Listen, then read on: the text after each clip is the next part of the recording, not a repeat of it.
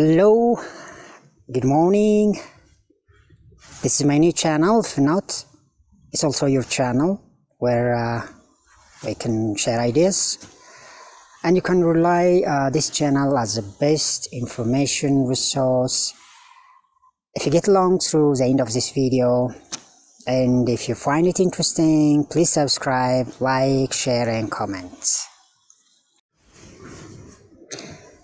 In today's edition, I would like to discuss with you about Sudan's current situation.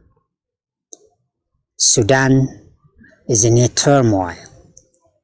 A new wave of protests swarmed the Khartoum administration since October 16th amid a deepening rift between the military and civilian rule supporters.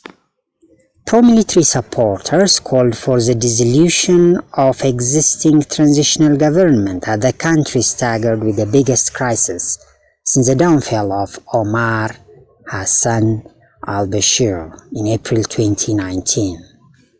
On the other hand, pro-civilian bloc insist transition towards democracy and civilian leadership can only be achieved by sticking with a military-civilian power-sharing agreement, which was established to guide the country toward a civilian-led democratic governance. The August 2019 Constitutional Declaration, the Sudan's transition foundational political document, outlines the establishment, strengthening and making free the key transitional institutions, which include the long-delayed Legislative Council, the Constitutional Court, and judicial organs.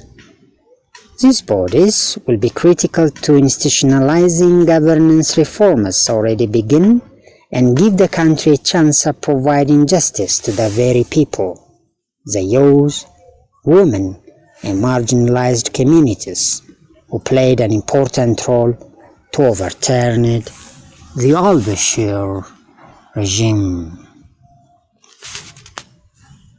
Before we go further, let's have a glimpse on how the Sudan's transitional government came into existence.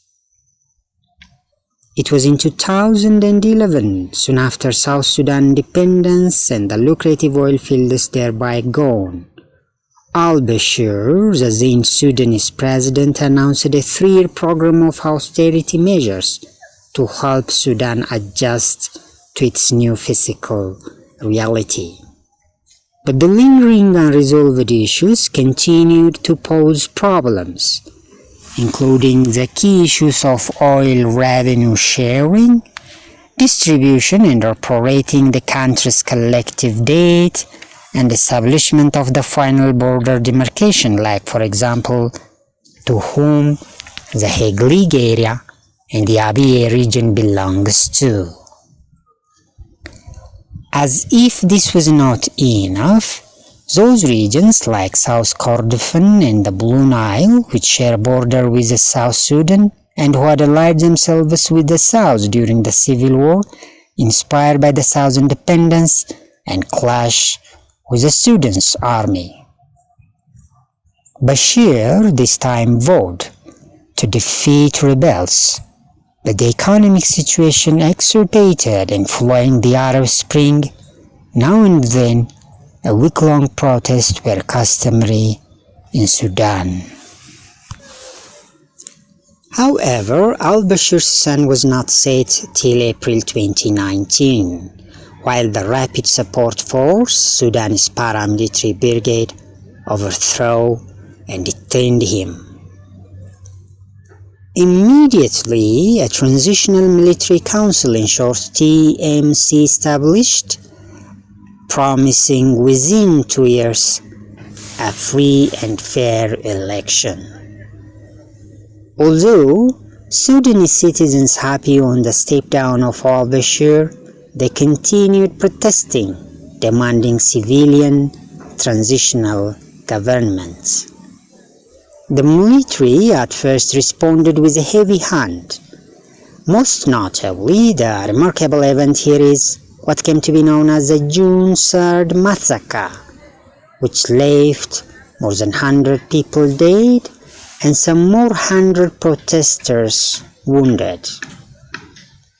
Later, with ongoing mediation efforts, the Force for Freedom and Change, abbreviated FFC, an umbrella civilian alliance, and Sudanese main civilian bloc, represented by Ahmed Rabi, and on behalf of the Transitional Military Council, Lieutenant General Muhammad Hamdan Dagalo signed a binding constitutional declaration that defined details of transitional arrangements.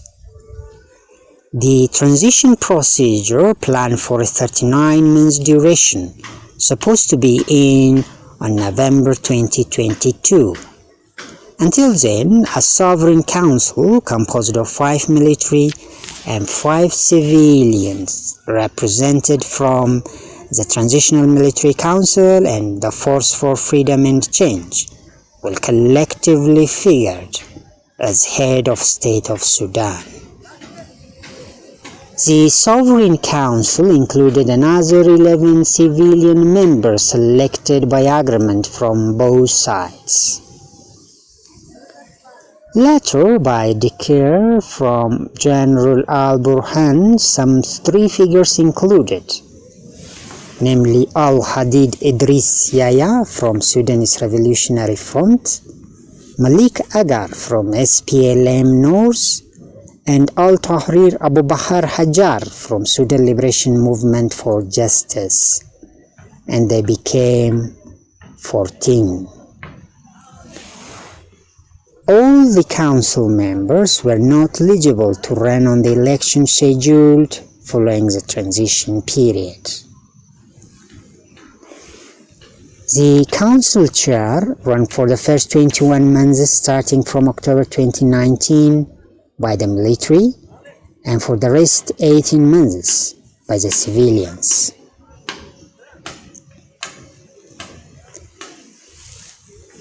Now, let's see the council members in detail. From the military side, first, Lieutenant General Abdel Fattah Abdurrahman al-Burhan, a well-known decorated general in the Sudanese military elite, who was well chairman of the Sovereign Council.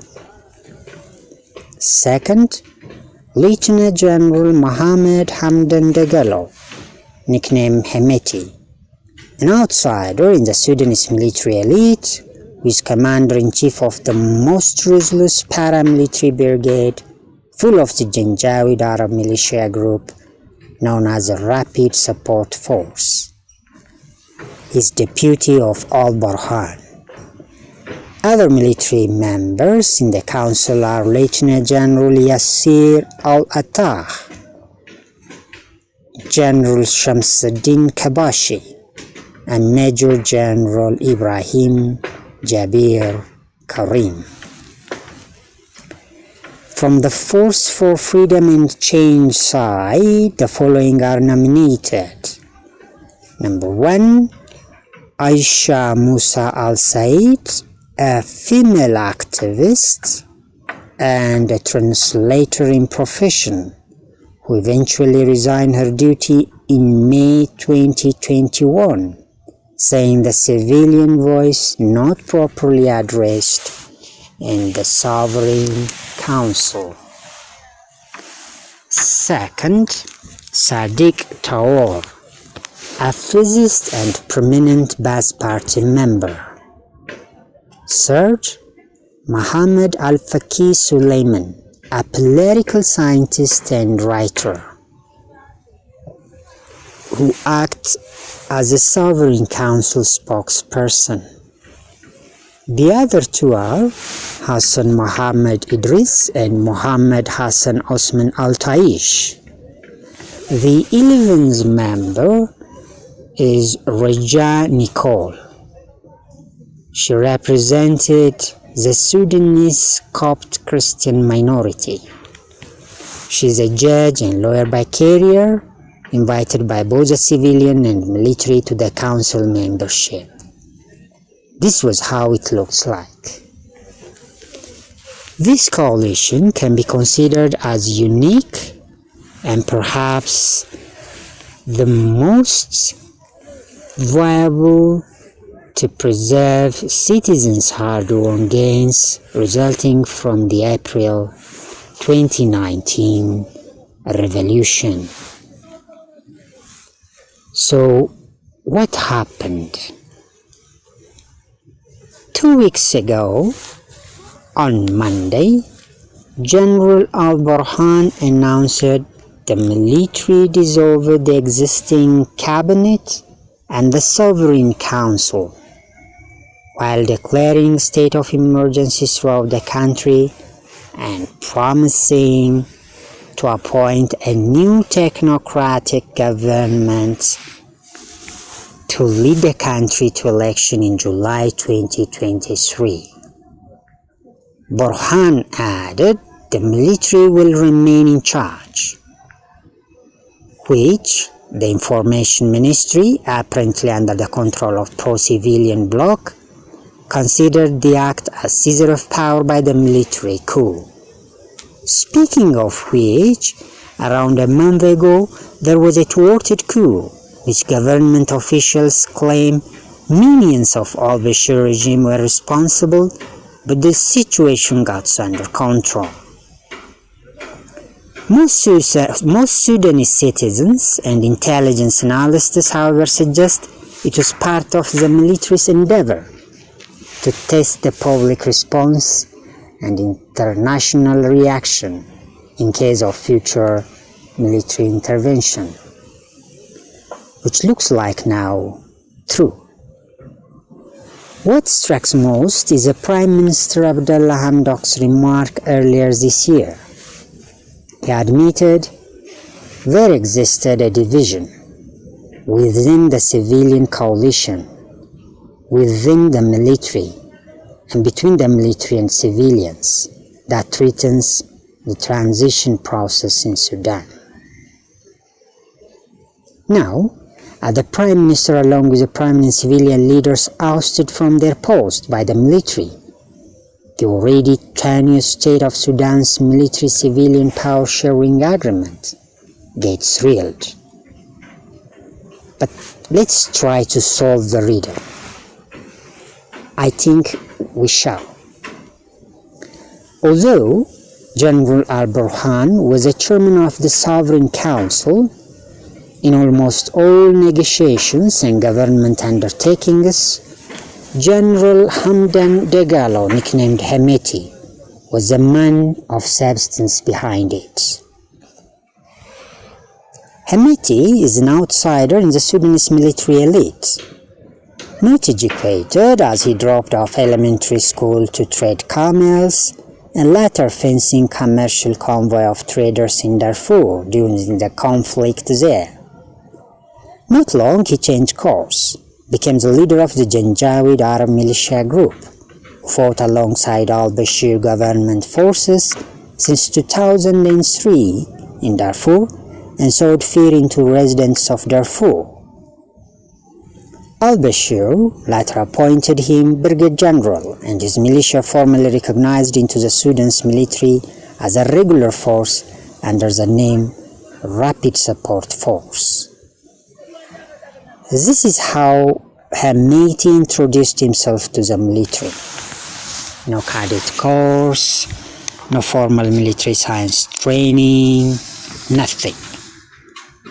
And some high-ranking military officers are not happy of such a hybrid. On the other hand, Hemetti is considered as the most powerful and richest man in Sudan.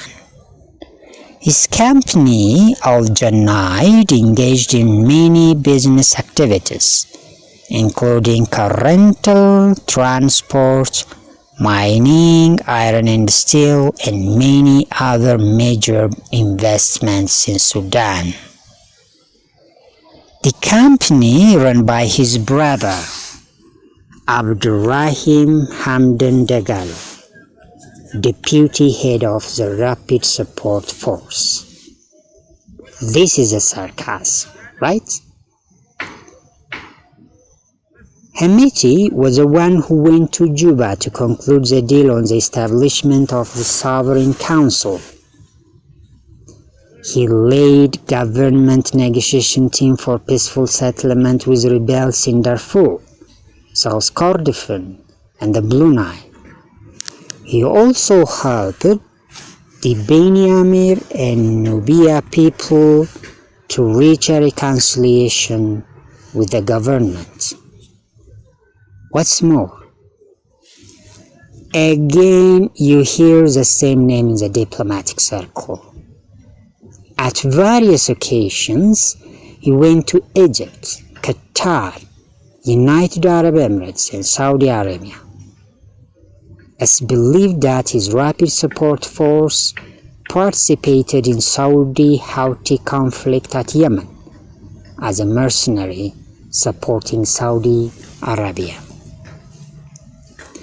He even played an important role to push the government to meet the Mossad high-ranking officers against the will of Abdullah Hamdok's team to strengthen diplomatic ties with Israel. The civilian bloc marked this event as the overstepping of boundaries by the military. After the thwarted coup of September 21st, Prime Minister Abdullah Hamdok had retreated calls to restructure the military and bring its business interests under civilian oversight, which put an alarming final nail on the coffin that created a key source of dispute between the military and civilian sovereign council members. Now, we can connect the dots by starting with what Hamdok tried to refer to when he meant civilian oversight over the military business interests. Definitely it refers to Al-Junaid, General Hamdan Dagalo's business activity, and the recent agricultural investment of General Burhan at Al-Fashqa, the disputed borderland with Ethiopia. Another remark by Hamdok, as I said earlier, was that there exists a division within the civilian bloc. That is, the Force for Freedom and Change. Here he tried to implicate the joint act of Mini Minawi from the Sudan's liberation movement and Jibril Ibrahim for Justice and Equity movement, who were brought back to the coalition through Hemetti's effort. They created recently a new alliance separated from the main civilian bloc, that is Force for Freedom and Change. Taking into account of Hemetti's long-standing accusation by Human Rights Watch of overseeing civilian abuse, extrajudicial killing, torture, mass rape at Darfur, you cannot gripped by surprise.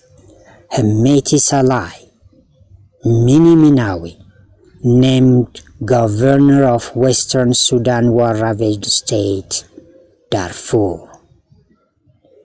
Where is Jibril Ibrahim? Ibrahim appointed Ministry of Finance. Is it a coincidence? Well, not likely. Sudan recently gets a debt relief, even additional loans and aid from various sources to stimulate the economy. But inflation hits its high, basic necessities are still in short of supply, and in general, the living condition of Sudanese citizens deteriorated. Where does all those funds go then? Wait, let me add this. Since the successful military coup, in all televised announcements and press briefings representing the government, General Al-Burhan surprisingly now at the forefront. Hemetti looks like step back, but remain loyal to al-Burhan. Burhan said, the armed forces will continue completing the democratic transition until the handover of the country's leadership to a civilian elected government. This move came just before the military was supposed to hand over the leadership of the country's joint military-civilian administration to the civilian bloc next month, as per the Accord of Power-Sharing Agreement reached on August 2019, which would have decreased the military's hold on power. A decrease in power means a decline in revenue of the military's business, which especially Hemetti will never ever accept it. Let me give you an example. Sudan is the second largest in Africa and is ninth in the world in export of gold. It's expected in this fiscal year in Sudan's gold production reached 42,200 kilograms. That amounts to $491 million roughly. This doesn't include the illegal gold smuggling operations. By the way, do you know where the main illegal gold mine operated in Sudan? Well, it is at Jebel Amar in Darfur, where Mini Minawi's governor brought to that post somehow by Hemetti. Al-Junaid, since 2017 till the mid-2020, controlled this extraction site by force and then hand over the mine to Sudan's Ministry of Finance. Here again, Jibril Ibrahim is appointed ministry through Hemetti's efforts. The paradox is due to bureaucracy. Technically, the extraction site is still under Al-Junaid control.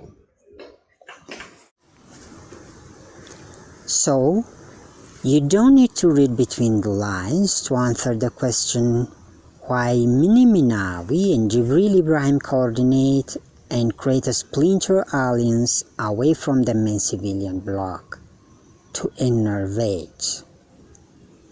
This faction, believed to take part in aligning with the military and call protesters for the dissolution of the Sovereign Council.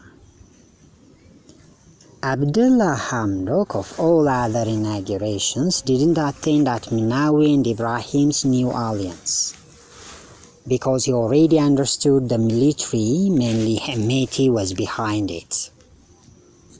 Now, the military seizes power, but as I said, Hemetti steps back. What is he doing? Where does all this lead us to? Of course, the United Nations, the European Union, the United States, and the African Union all condemned the move by the military. The United States already holds $700 million. The European Union is contemplating over the transfer of 52 million euro. It means too much for the standstill economy of Sudan as protest continues. So we can take for granted things will not remain as it is.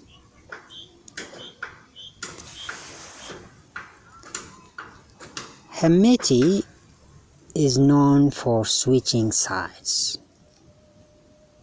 Once he was loyal to al-Burhan. When his forces seen at Khartoum and the twin city Omdurman start controlling key posts at the early stage of 2019, protesters in Sudan fear the rapid support force will crush the mobilized protest by force. But what actually happened was that Hemetti heard saying, no matter who, a crime if committed, that person should be brought to justice. And in his next move, ousted al-Beshir. The fear is now that, as the rift in the main civilian bloc scene, the fomented insecurity may materialize within the military, because there are genuine and patriotic officers who believe the military's outsized role in Sudan's politics should be revised, and a clear demarcation should be set as a policy that the first and last task of the military is not regime protection, but rather security and safety of its citizens. On top of this, the international community pressure and the Sudanese citizens' day in and day out protest, demanding a swift restoration of civilian-led governance, will definitely create a frustration inside the military, which will not be a good omen for Sudan. Because this time, if Dagalo solidarities with the civilian protesters, the situation will look like the Rapid Support Force along with the civilian protesters versus the military, and a kind of civil war exists, which will cost Sudan a lot. Another scenario is, what if the military remains solid? But as we can see now, protesters are calling for complete dissolution of power sharing between the army and civilians, saying the army should return to the barrack and no more roles should be given to govern the country and participate the military in the Sudanese politics. Well, the military may wage war against South Sudan or Ethiopia. It's just to divert the Sudanese attention from their main internal problem. Because the potential is there for the South Sudan, the Abyei region and the Heglig area. Border demarcation is not yet done. The Ethiopian side, the Gerd Dam case and the Al-Fashka region dispute existed. The recent joint military exercise, by coordinating their land, air and sea forces between Sudan and Egypt to increase the combating power and military skills of both country forces, may have a message especially to Ethiopia, which has an unsettled dispute with both countries over the Gerd Dam. The Ethiopian federal forces in this regard should remain vigilant for a potential military aggression from Sudan's side. In any case, regardless of what will happen next, it's now obvious that there are opposing contenders in Sudan's political, economic, and security sectors. If the worst comes, it may make Sudan a failed state. At this inflection point, the question is then, who is going to mediate and come up with a reconciliation plan to smooth the transition process? We clasp our hands and praying for the better. For the rest, the future will dictate us. Okay, my viewers, thank you very much. If you get along to the end of this video, if you find it interesting, please like, share and comment, and don't forget to subscribe. Hit that button. Till next time. Bye for now. Love you all. Bless you.